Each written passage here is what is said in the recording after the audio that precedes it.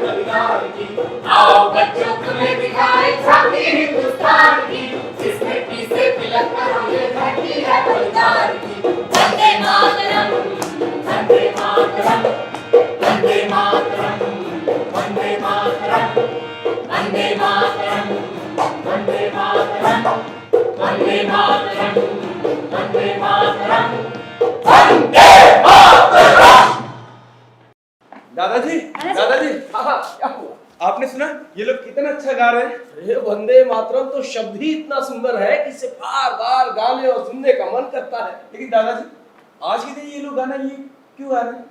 ये सब 14 और 15 अगस्त के आयोजन की तैयारी कर रहे हैं। दादाजी 15 अगस्त तो मैं जानती हूँ कि स्वतंत्रता दिवस है, पर ये 14 अगस्त क्यों? 14 अगस्त को हमारे देश का विभाजन हुआ था।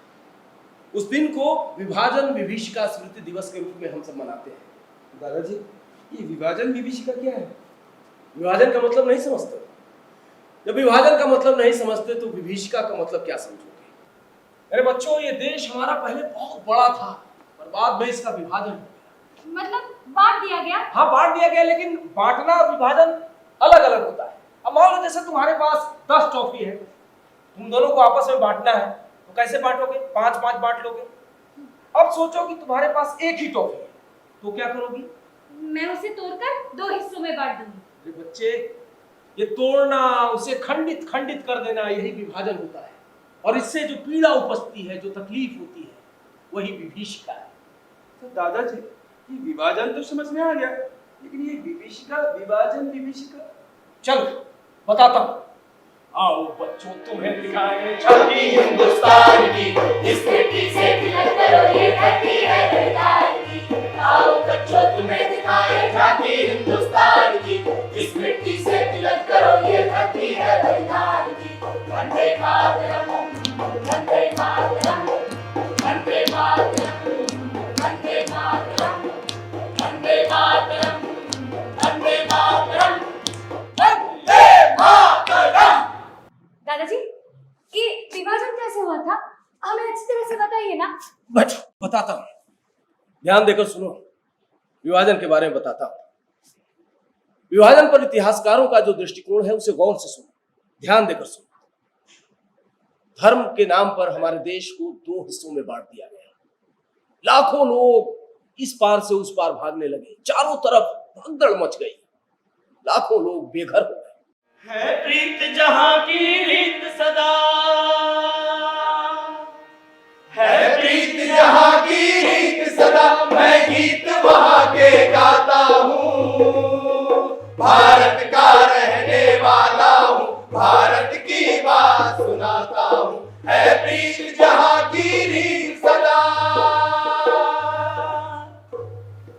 अखंड भारत का विभाजन अभूतपूर्व मानव विस्थापन और मजबूरी में पलायन का एक दर्दनाक काला इतिहास है। ये एक ऐसी घटना है जिसमें लाखों लोग अजनबियों के बीच एकदम विपरीत वातावरण में नया आशियाना तलाश कर रहे थे। विश्वास और धर्म के आधार पर एक हिंसक विभाजन की कहानी के अतिरिक्त ये इस बात की भी कहानी है कि कैसे एक जीवन शैली तथा सह अस्तित्व का युग एकदम नाटकीय रूप से समाप्त हो गया। लगभग 60 लाख हिंदू, सिख और अन्य संप्रदाय के लोग जिन क्षेत्रों को छोड़कर आए वो बाद में पश्चिमी पाकिस्तान बना। 65 लाख मुसलमान पंजाब, दिल्ली और भारत के अनेक हिस्सों से पश्चिमी पाकिस्तान चले गए थे। 20 लाख हिंदू और अन्य संप्रदाय के लोग पूर्वी बंगाल, जो कि बाद में पूर्वी पाकिस्तान बना, उसको छोड़कर पश्चिम बंगाल आए। 1950 में 20 लाख और हिंदू और अन्य संप्रदाय के लोग पश्चिम बंगाल आए। 10 लाख मुसलमान पश्चिम बंगाल को छोड़कर पूर्वी पाकिस्तान चले गए। इस विभीषिका में मारे जाने वाले लोगों का आंकड़ा लगभग 5 लाख बताया जाता है, लेकिन अनुमानतः यह आंकड़ा 5 से 10 लाख के बीच का है। कहा जाता है कि द्वितीय विश्व युद्ध के बाद संभवतः सबसे बड़े पैमाने पर इस विभाजन के फलस्वरूप धर्म के नाम पर हत्याएं हुई। सदियों पुराने सामाजिक ताने बाने और आपसी विश्वास का संबंध टूटा।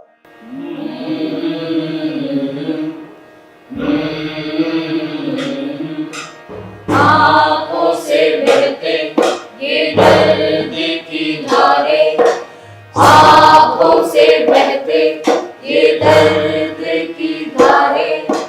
छूटी हुई जिंदगी, खोई हुई यादें, छूटी हुई जिंदगी,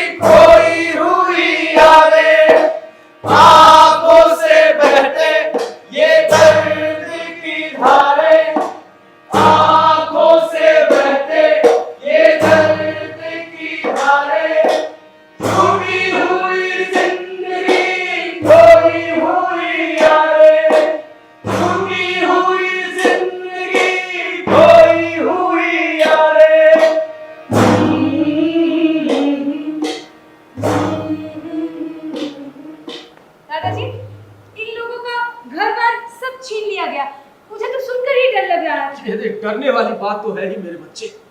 सोचो जो लोग उस वक्त रहे होंगे उन पर क्या गुजरी होगी। दादाजी वहां तो मेरे जैसे बच्चे भी होंगे, उनका क्या हाल हुआ होगा।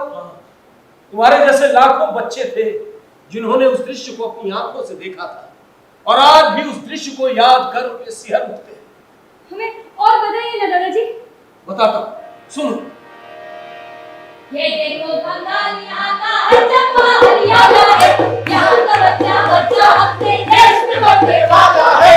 आओ बच्चों तुम्हें सिखाए धरती हिंदुस्तान की, इस मिट्टी से खिलते हो ये धरती है पंजाब की। वंदे मातरम, वंदे मातरम, वंदे मातरम, वंदे मातरम, वंदे मातरम, वंदे मातरम, वंदे मातरम। Sit down. Good morning, sir. Good morning. अरे सर सुनिए ना, आपको विभाजन के बारे में कुछ बता रहे थे, आपने गाना भी गवा दिया। अब आगे बताइए ना विभाजन के बारे में क्या हुआ। 20 फरवरी 1947 को ब्रिटिश प्रधानमंत्री क्लेमेंट एटली ने हाउस ऑफ कॉमन्स में ये घोषणा की थी। सर इसके आगे का मैं बताती हूँ, मुझे मालूम है। हाँ बताओ। हाँ तो दोस्तों, सरकार ने 30 जून 1948 से पहले। अरे पूनम, वहां कहां से, यहाँ आकर बताओ ना सबको। जी सर। हाँ तो दोस्तों, सरकार ने 30 जून 1948 से पहले सत्ता का हस्तांतरण कर भारत को छोड़ने का फैसला किया है। हाँ बताओ। हालांकि पूरी प्रक्रिया को लॉर्ड माउंटबेटन की वजह से 1 साल पहले ही कराया गया था। हाँ सर, और लॉर्ड माउंटबेटन ने 31 मई 1947 को लंदन से सत्ता हस्तांतरण पर मंजूरी लेकर नई दिल्ली लौटे थे। हाँ मुझे भी याद आया। 2 जून 1947 की ऐतिहासिक बैठक में विभाजन की योजना पर मोटे तौर पर सहमति हुई थी। हाँ सर, भारत के विभाजन का निर्णय एक शर्त की तरह था। भारत जैसे देश का विभाजन धार्मिक आधार पर हो, इस योजना का व्यापक विरोध हुआ। ऐसा भी कहा जाता है कि इस विभाजन के लिए केवल वे ही नेता मानसिक रूप से तैयार थे जिनको इस विभाजन में अपना हित और उज्जवल भविष्य दिखाई दे रहा था। अरे वाह बच्चों, आपको तो बहुत सारी जानकारी है। अब आगे की क्लास हम शुरू करें उससे पहले एक छोटा सा ब्रेक लेते हैं, ठीक है? चलिए। वंदे मातरम, वंदे मातरम, वंदे मातरम, वंदे मातरम, वंदे मातरम, वंदे मातरम। भाई, तुम्हारा विभाजन को लेकर क्या ख्याल है? भाई विभाजन को बढ़ावा देने से समाज में सुधार होगा, विभिन्न समुदायों को अपने अपने अधिकार मिलेंगे। नहीं, विभाजन से ऐसा कुछ भी नहीं होगा। अरे एकता से ही समाज का विकास होगा। हम सबको समृद्धि की राह में आगे बढ़ना चाहिए। तुम्हारे ये बातें अच्छी है, लेकिन वास्तविकता यही है कि विभाजन से ही सब कुछ संभव होता है। नहीं, हम सबको मिलकर देश को प्रगति पथ पर ले जाना चाहिए और विभाजन की विभीषिका को मिटाना ही चाहिए। तो तुमको क्या लगता है, हम सब मिलकर ये संदेश अपना पाएंगे? बिल्कुल अपना पाएंगे। इसके लिए हम सबको एकजुट होकर रहना पड़ेगा और ये एकजुटता ही हमारी धरोहर है, इसे संजो कर रखना पड़ेगा। ठीक है, पर मुझे अखंड भारत के विभाजन के समय और क्या क्या हुआ था वो तो बताओ। अब इसके बारे में तो तुम्हें वही बताएंगे जिसने इसको भोगा। Vande Mataram, Vande Mataram, Vande Mataram, Vande Mataram, Vande Mataram, Vande Mataram, Vande Mataram. Good afternoon sir. Good afternoon, sit down. हाँ तो बच्चों आगे चले। Yes sir. तो आगे सुनो। अखिल भारतीय मुस्लिम लीग की बैठक 9 जून 1947 को नई दिल्ली के इंपीरियल होटल में हुई थी। सर एक बार फिर से मुझे इसके आगे का मालूम है, मैं बताऊं? हाँ बताओ। तो दोस्तों, वहां पर विभाजन की मांग वाला प्रस्ताव लगभग सर्वसम्मति से पारित हुआ। इसके आगे का भी बताओ। अरे वाह पूनम, तुम्हें तो सब कुछ मालूम है। और वैसे भी बच्चों, ज्ञान बांटने से बढ़ता है तो बांटो ज्ञान। तो दोस्तों, भारतीय मुस्लिम लीग के साथ साथ वहां पर कांग्रेस और अनेक नेताओं की अक्षमता या अनुचित महत्वाकांक्षाओं के कारण उस कदम का पुरजोर विरोध नहीं हो सका। कांग्रेस के नेता पंडित जवाहरलाल नेहरू और मुस्लिम लीग के जिन्ना के आपसी द्वंद्व का नतीजा देश को विभाजन के रूप में झेलना पड़ा। शाबाश। बैठ जाओ। जिसके पक्ष में 300 और विरोध में 10 मत पड़े थे। हाँ सर, और देखते ही देखते भारत और पाकिस्तान दो हिस्सों में बंट गया। धर्म के आधार पर बंगाल का पूर्वी हिस्सा भी विभाजित होकर पाकिस्तान में शामिल हो गया था। बच्चों, भारत के विभिन्न हिस्सों में 1946-47 में हुई सांप्रदायिक हिंसा और क्रूरता के बारे में विस्तार से कई जगह पर किताबों में लिखा गया है। अच्छा, हाँ, उन्हीं हिस्सों में से एक था बंगाल, जिसकी कहानी अभी तक मैंने तुमको बताई नहीं है। वहाँ पर क्या हुआ था दादाजी, बताइए ना। सुनो, बताता। वो 4 मार्च 1947 का दिन था। पुलिस ने हिंदुओं और सिखों के जुलूस पर गोली चला दी।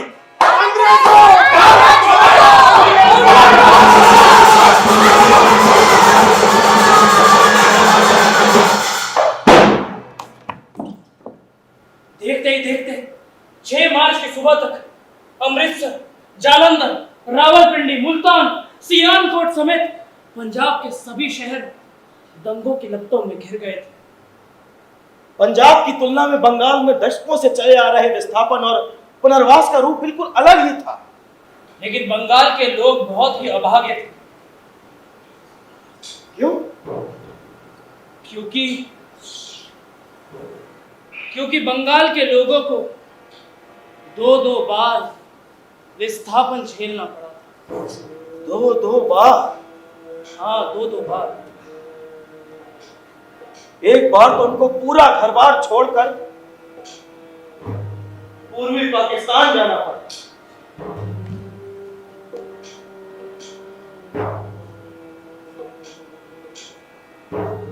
फिर यहां से भागकर उन्हें पश्चिम बंगाल आना पड़ा। वहां के अधिकारियों ने विभाजन से उत्पन्न पीड़ा को बड़ा ही कमतर आंका था। हजारों हजार हिंदू लोग ढाका और आसपास के क्षेत्रों को छोड़कर सियालदा पहुंचे। इतनी आसानी से नहीं पहुंचे। एक एक महिलाओं से उनके जेवर छीन लिए गए, उन्हें तरह तरह से प्रताड़ित किया गया। बूढ़े, बच्चे, महिलाओं सबके साथ अमानवीय व्यवहार किया गया। क्या महिला, क्या बूढ़े, क्या बच्चे, सभी के साथ दुर्व्यवहार हुआ। ये सच है, विभाजन में सबसे अधिक पीड़ा महिलाओं को झेलनी पड़ी। सभी परिवार अपने परिजनों से बिछड़। वो ट्रेन पर चढ़े थे यहाँ पर आने के लिए, लेकिन जब वो यहाँ लौटे तो सिर्फ लाशों का ढेर थे। नहीं मेरे बच्चे, रोते नहीं। दादाजी, हमारे देश के लोगों को तो बहुत बुरा सहना पड़ा। दादाजी, ढाका से आए उन लोगों को क्या हुआ जिनके अपने छूट गए, जिनका घर छूट गया, जिनका सब कुछ लूट गया? अरे बच्चे, उनकी कहानी बड़ी अजीब थी। वो कहते हैं ना, न घर के रहे न घाट के। ऐसा क्यों? वो अपना सब कुछ छोड़कर जब दोबारा इस देश में आए तो अपने ही घर में रिफ्यूजी बनकर रह गए।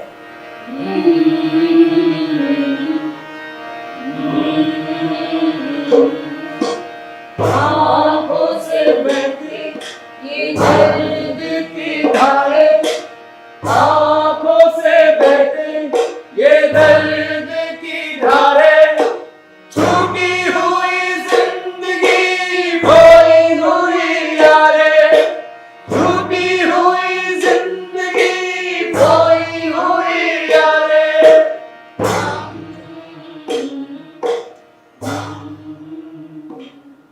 पूर्वी पाकिस्तान से कई लोग बंगाल में आए। किसी के घर में 1 इंच भी जगह नहीं थी अपने संबंधियों को रखने के लिए। और पश्चिम बंगाल सरकार ने चटगांव, नारायणगंज, बारीसाल और चांदपुर से शरणार्थियों को कलकत्ता लाने के लिए 15 स्टीमरों की व्यवस्था की। पूर्वी पाकिस्तान से लोगों ने जल मार्ग से पलायन किया था। आधी नावें उनकी वहीं डूब गईं। समुद्र की तह पर लोगों की लाशें पड़ी रहीं, तैरती रहीं। ऐसा क्या खास था हमारी जमीन में जिसे हासिल करने के लिए हमसे हमारा सब कुछ छीन गया? बंगाल, पंजाब, गुजरात, सिंध, चारों ओर विभाजन की आग सुलग गई।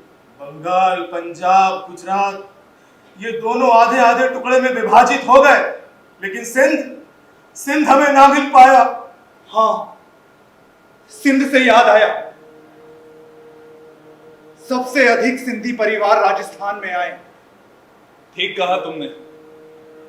विभाजन के बाद पाकिस्तान से लाखों की तादाद में शरणार्थी आए और राजस्थान उन राज्यों में से था जहां बड़े पैमाने पर शरणार्थी आए। राजस्थान में हम जैसे शरणार्थियों की राहत और पुनर्वास की व्यवस्था करना एक बहुत बड़ी चुनौती थी। हमारे आने के बाद राजस्थान की सांस्कृतिक के ताने बाने में भी बदलाव आए। हम अलग अलग दिखने लगे। हमारी संस्कृति, भाषा, रीति रिवाज सब बदल गए। सिंह में मैं एक बड़ा व्यापारी था और यहाँ 2 जून की रोटी भी अपने बच्चों को नहीं खिला पा रहा। हमारी दुकानें और घर बार को लूट लिया गया। उस रात को कैसे याद करें बाबू, जब अपने बच्चों को गोद में लेकर मैं भागी थी। भागते भागते बचते बचाते अपने एक रिश्तेदार के घर कैसे कैसे राजस्थान के बीकानेर में पहुंचा। हमारे नाते रिश्तेदार रास्ते में ही बिखरते चले गए। हम उनको आज तक नहीं देख पाए। कुछ लोग तो झुंझुनू में रहे। वे भी कब तक हमें अपने साथ रखते। अंत में इस रिफ्यूजी कैंप में आना ही पड़ा। हंसते खेलते परिवार, गांव शहर किस तरह बर्बाद होते हैं, कोई हमसे पूछे।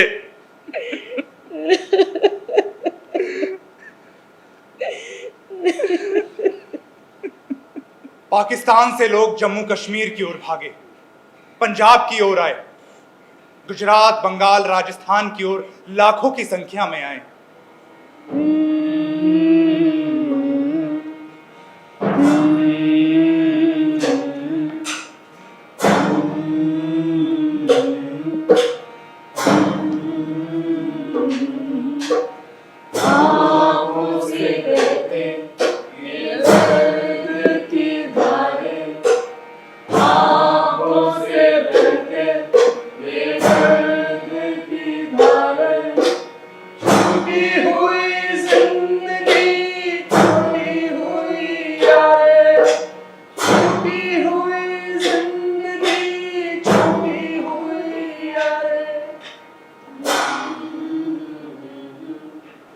दादाजी, अब मुझे कुछ नहीं सुनना है। मेरे बच्चे, ये हमारे देश के इतिहास का काला अध्याय ही है। ऐसा कि कोई भी सुन नहीं पाता है। हृदय विदारक घटना है। इसे सुनकर तो कोई पत्थर दिल इंसान भी पिघल जाए। तुम तो बच्चे हो। चलो, अब तुम्हें बताते हैं कि अब हमें क्या करना चाहिए। जहां जीवन की हर सुबह मुस्कान से पुलकित हो उठती थी, वहां का मंजर देख आंसू भी खून हो गए। ना है ज्यादा दर्द तेरे भार का कंधे पर, जब तौलता हूं उसे दहशत जंग और क्रूरता से। विभाजन की विभीषिका में मारे गए और विस्थापन का दर्द झेलने वाले लाखों भारतीयों को हमारा शत शत नमन। भारत की एकता और अखंडता को सुरक्षित रखने के लिए हम सभी को मिलकर प्रयास करना होगा।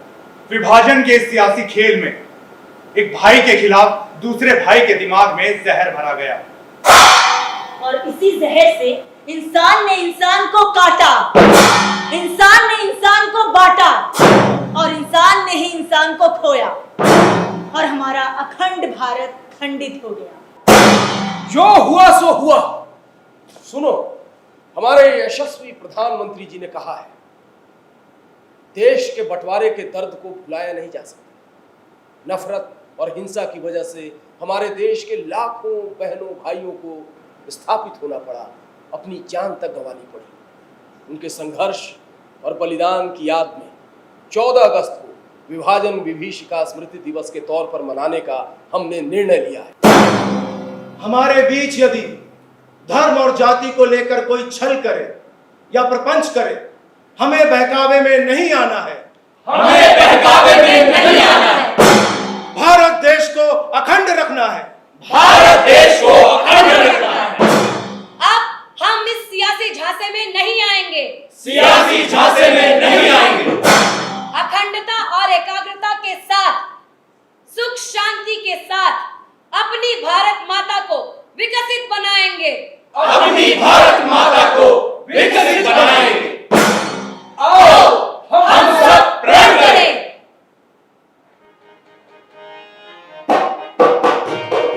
वंदे मातरम, वंदे मातरम, वंदे मातरम, वंदे मातरम। अखंडता का प्रण हम सभी को करना है, अखंडता का प्रण हम सभी को करना है। वंदे मातरम, वंदे मातरम, वंदे मातरम, वंदे मातरम। देश के लिए सदा जीवन ये अर्पण करना है, देश के लिए सदा जीवन ये अर्पण करना है। वंदे मातरम, वंदे मातरम, वंदे मातरम, वंदे मातरम। हम एक थे, हम एक हैं और एक ही रहेंगे। हम एक थे, हम एक हैं और एक ही रहेंगे। वंदे मातरम, वंदे मातरम, वंदे मातरम, वंदे मातरम। अखंडता का प्रण हम सभी को करना है, अखंडता का प्रण हम सभी को करना है। वंदे मातरम, वंदे मातरम,